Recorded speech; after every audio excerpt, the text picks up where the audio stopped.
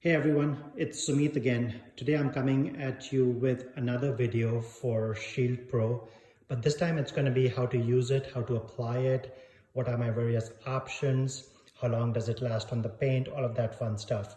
Last week I made a video on when you have Shield Pro on the car, what does it look like? So today it's all going to be about the application, the use, and hopefully a little bit of window into the durability. So here we go. Again, I'm going to focus on this car here. Again, this is a car that's used every day. It's not something that sits in the garage. As you can tell, it gets a beating. This is just 1 week worth of driving around. And I did a rinseless wash on this car last week and I showed it to you, and I did one on this car as well. This one may not look all that dirty, but yeah, if you go up close, you can tell. We get a lot of stuff down here that tends to fail the coatings. No matter what coating I use, no matter what brand I use, whether it's 1 year, 3 year, 5 year, 7 years, professional grade. In Minnesota winter, the coatings just tend to fail over time. So what that does for me is it does a good basis for a stress test in terms of how will the coating hold up. So again, I did a rinseless wash for the car. I washed these two panels. I'm going to be coating both of these panels. The difference being this one is polished and clayed, this one is not. And very difficult to tell like this, but here, hold on for 1 second. Let me show you what I mean. And again, I'm intentionally doing that. I want to show you all what Shield Pro looks like on a car that is probably 50-60% polished out, or 70-80% polished out, or one that's probably not polished at all. So let's see what that kind of coating does for that. Again, black paint looks nice when it's clean. Let me show you what I mean by non-polished. All right, so that's a non-polished side. You can tell this is not looking good under the light. And I'm intentionally going to leave it that way so that I can show you what it looks like. And again, this side, not perfect by any means, but definitely better when it comes to the clarity of the paint. And again, that has to do with the fact that I polished this out just this morning to show it to you. Again, this side not polished. All right. Okay, so that's the paint. Now, how do you want to put Shield Pro on?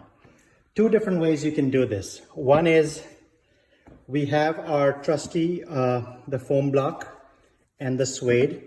And I like this method. I think it works well for Shield Pro. And then you also have the foam applicator pad, the microfiber applicator pad. Now again, pros and cons of both, in my opinion. This one, you save some product. You end up saving some product because this doesn't absorb that much. So you get more mileage out of the product.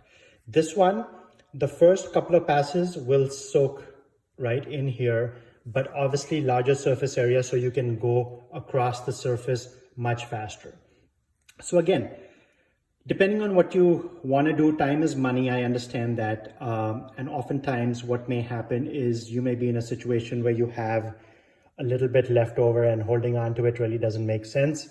Use this, work fast, and be done with it. Again, I'm going to use the mule towel to level it out. Don't worry about the stains. I know I wash my towels regularly and some of the stains don't come out, so that's okay. And then I'm going to buff off with the jack towel. So that's going to be my process here. Again, I'm going to put the camera down, hopefully show both of these things to you. It's going to be a long video, so please bear with me. And I am trying to get better at this, but we'll see how it goes. Okay, so for the first test, what I'm going to do is I'm going to take Shield Pro, and what I'm going to do is I'm going to put it on the foam applicator. So I just want to make sure that's nice and clean. And I'm going to put a couple of drops here, and then I'm going to go at it. Again, I like to dab it and then I like to smear it.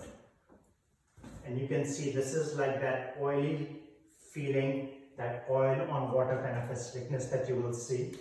And that's exactly what we want here. Now I'm working in a garage that's about 70 degrees. So it's going to flash.